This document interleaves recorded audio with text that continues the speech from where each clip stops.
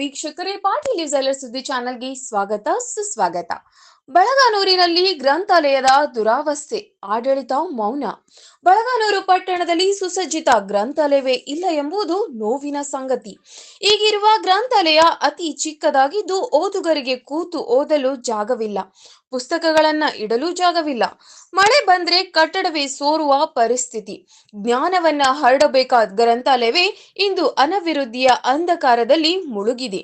ಈ ಪಟ್ಟಣದ ವಿದ್ಯಾರ್ಥಿಗಳು, ಸ್ಪರ್ಧಾತ್ಮಕ ಪರೀಕ್ಷೆಗಳಿಗೆ ತಯಾರಿ ನಡೆಸುವ ಯುವಕರು ಹಾಗೂ ದಿನಪತ್ರಿಕೆ ಪುಸ್ತಕ ಓದಲು ಬಯಸುವ ನಾಗರಿಕರು ಎಲ್ಲರೂ ಸಮರ್ಪಕ ಗ್ರಂಥಾಲಯದ ಕೊರತೆಯಿಂದ ತೀವ್ರ ಸಂಕಷ್ಟ ಅನುಭವಿಸುತ್ತಿದ್ದಾರೆ.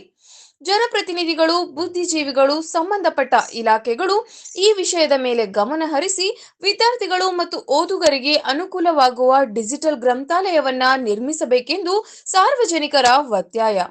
ಜ್ಞಾನವೇ ಸಮಾಜದ ಬೆಳಕು. ಆ ಬೆಳಕು ನಂದದಂತೆ ಮಾಡಲು ಈಗಲಾದರೂ ಆಡಳಿತ ಎಚ್ಚೆತ್ತುಕೊಳ್ಳಬೇಕು.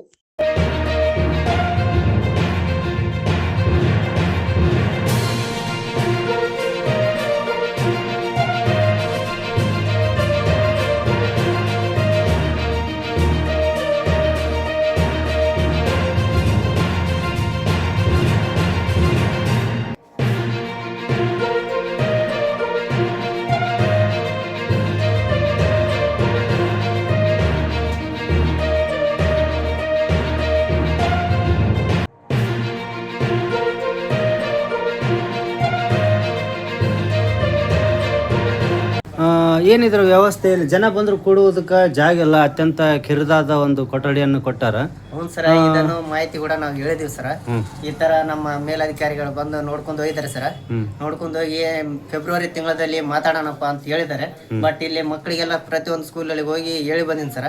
ಹೇಳಿ ಗ್ರಂಥಾಲಯ ಯೂಸ್ ಮಾಡ್ಕೊಳ್ಳಿ, ಎಲ್ಲ ಪುಸ್ತಕಗಳಿವೆ, ನಿಮ್ ಲೈಫ್ ಯೂಸ್ ಆಗತ್ತೆ.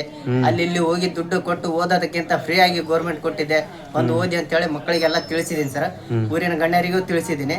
ಈ ತರ ರೂಮ್ ಇದೆ, ಈ ತರ ಸೋರತ್ತೆ, ಎಲ್ಲ ಬಿರುಕು ಬಿಟ್ಟು ಮಳೆ ಬಂದಾಗ ಎಲ್ಲ ತೊಯ್ತು. ಅವು ಪುಸ್ತಕಗಳೆಲ್ಲ ತೊಯ್ದು ತೊಯ್ದು ಆ ಕಡೆ ಇಟ್ಟಿದ್ವಿ ಸರ್.